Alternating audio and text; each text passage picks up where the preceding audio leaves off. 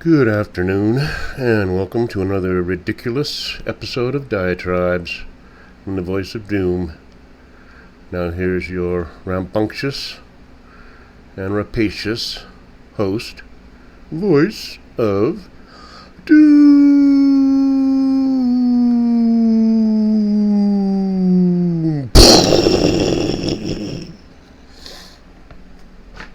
Hello. Okay, I'm oversaturating the internet again with my diatribes. No, I'm sorry. Overexposed myself, become stale, but I wanted to get one in before this so-called argument we're going to have tonight, Tuesday, September 10th. Okay. So, ladies and gentlemen, welcome to the first and last presidential debate of 2024. In this corner, we have the challenger, weighing 230 pounds, 6'3" tall, Caucasoid and businessman, Donald J. Orangey Trump. Yay! Oh, there's no crowd. And in the other corner, the incipient president, leader of the free world, weighing 130 and at 5'1" tall, half Negroid and half Mongoloid, subcontinent, Kamala Gargoyle Harris. Alright, that was my intro to the debate. I know there won't be a crowd, but there will be news people from ABC, which is not good. And we put a lot of stock into these events, thinking that it'll be a game changer. The last one actually was a game changer because apparently it was the debate which sent Petri dish plummeting to the abyss and had his very incompetent and unable vice president vaulted into the position of nominee for the D's without any real votes being cast. But never mind the people. Irrelevant. She's the one. She is in the position, and if she fouls this one up, then they're not going to be in a position to trade her out for somebody else. This ain't MLB, where if a person's doing bad, you just take them out of the game and put someone else in fresh and hope that they do better. Although I wouldn't, if she really, really does bad, I wouldn't put it past the D's to do just about anything to get somebody else in there. And I mean anything. Because I don't trust them as far as I can throw them. So, these two are going to go at it, and there's been advice from both sides, for both sides. And I will say this.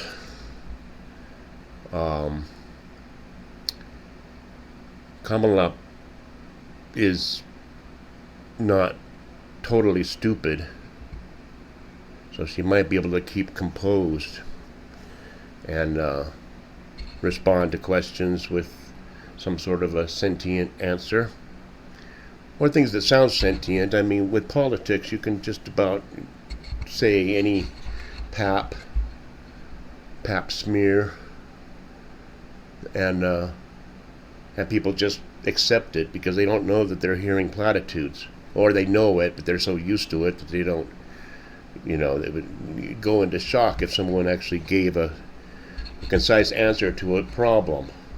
Like, this problem, I would do this. No, you never hear that as, I'm going to create an era of opportunity. Next, when I become president, there will be a whole new era of hope and joy and the American dream and the whole thing. It's all meaningless, and you can use it, and maybe you can even be inspiring. But I would thought it might be funny. I mean, there's been an argument over the last few years over the nature of gender and to a certain extent sexuality.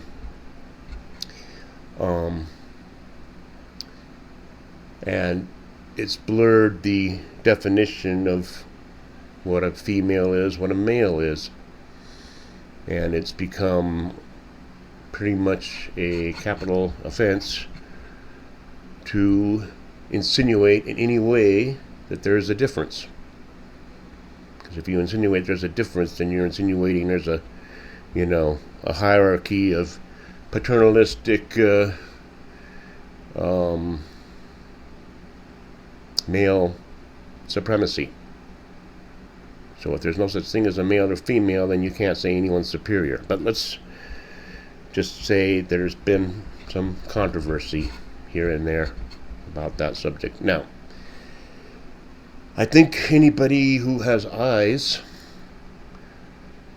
knows there's differences between male and female anatomy, ability, potential. Even though you might see some muscle-bound females, even the most muscle-bound females aren't as strong as the muscle-bound males. So yeah, you can have extremes and people can probably do all kinds of things. But if you're a certain physique, then it's going to be very difficult for you to be, say, a fire rescue person. If you are 5'1" and weigh 130, you'd have to be very, very strong in order to carry bodies down from a burning building or whatever you have to do. So certain jobs are done by certain people. I mean, sometimes it's weird, There's the women, so-called women, cook in the house, supposedly, typical, if you want to say, family or whatever. But there's more male chefs than female chefs. You hardly ever see female chefs in restaurants. Maybe it's because they have to cook at home and they don't want to do it at work. But aside from those little things, men and women are different. I'm sorry. I hate to be the bearer of bad tidings. I hate to nip this whole thing in the bud. And not only are they different mentally, physically, but emotionally. Now, no matter what you try to do, maybe if you have a constitution in your head that's stoic, women will be women. I've seen it up close.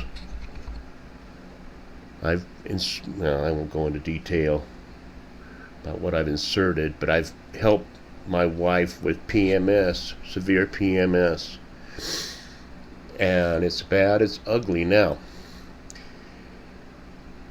Sometimes women go off the handle. I've seen my wife just start screaming bloody murder real psychotic screaming over nothing. Over a problem that she may have concocted in her own head. But suddenly it's your fault and she's screaming at you like bloody murder. And it's like you're getting beyond this being an argument. You're getting toward I'm kind of scared. I'm not saying all women are like that. I'm just saying Gargoyle kind of strikes me as one of those people. So it would be very funny, extremely funny, if she just broke down and lost it during the debate and then just made it like, oh God, now what? I mean, just really lost it, like broke down and cried or started screaming, bloody murder, shrieking. Women have higher pitched voices. When they shriek, it's annoying. It's not like Petri Dish and his old man. And we brought it down, blah, blah, blah. Whatever he says. He's yelling. A woman yells and it's irritating. And it makes you not want to vote for them. And like Gutfeld said, if you don't want to vote for, just because you don't like one candidate doesn't mean you have to vote for the other one. Because Another thing is just don't vote at all. It's a good option if you don't like either one of them. Don't vote for one because you hate the other one more. Because in my book, if we elect the second term of Petri dish known as the Gargoyle era into office, we will have signed our own death certificate in blood. And in conclusion, since I was talking about, I don't know, gender and sexuality, I have noticed something on the YouTube that is disturbing, extremely disturbing.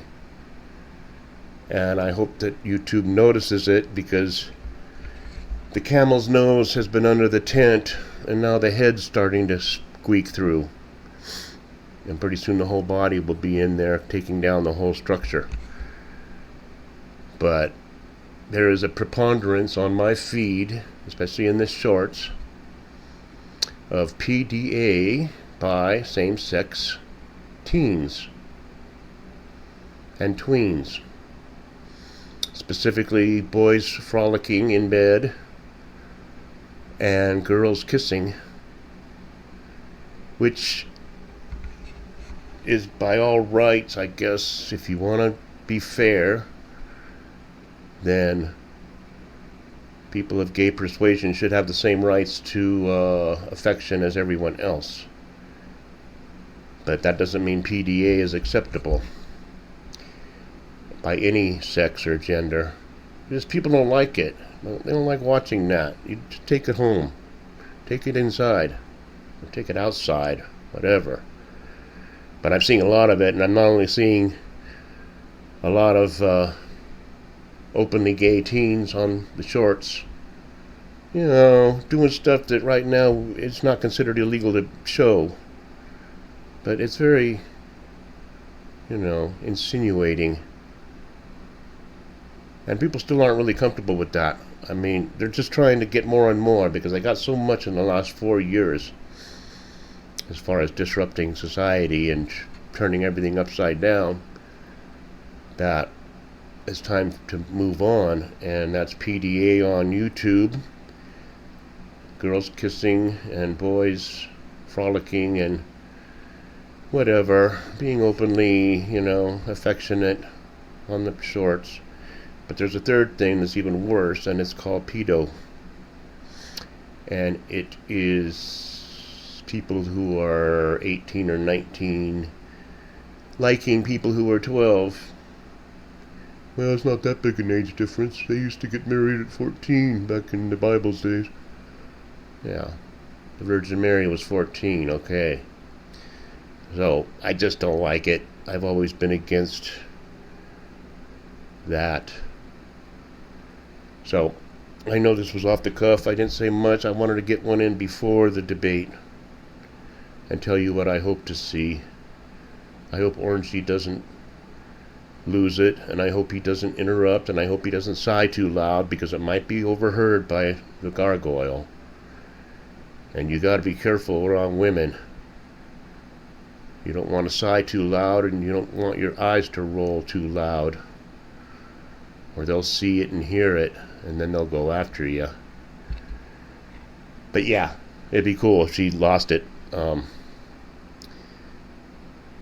Went at him with her fingernails, you know, something really, really bad to where you can't go on. I mean, you gotta cut off the feed. But I don't think she's gonna do that. She's probably gonna have composure. And I think that Orangey has more cannon fodder for why he should be re-elected, than you can possibly fit into an hour and a half, even if he was speaking alone. I mean, the whole world's gone to hell, and that's not hyperbole. I mean, we have gone to hell. Well, the YouTube and the child porn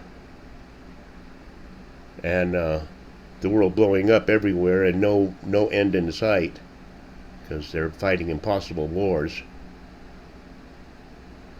And the coming conflagration, it's bad. So Orangey has a hell of a lot of material to work with. So we'll see what happens. It's going to be happening while I'm at work. I'm not going to be able to watch it. Usually they turn out boring anyway. But we'll see. Just don't interrupt her. She's talking. Goodbye.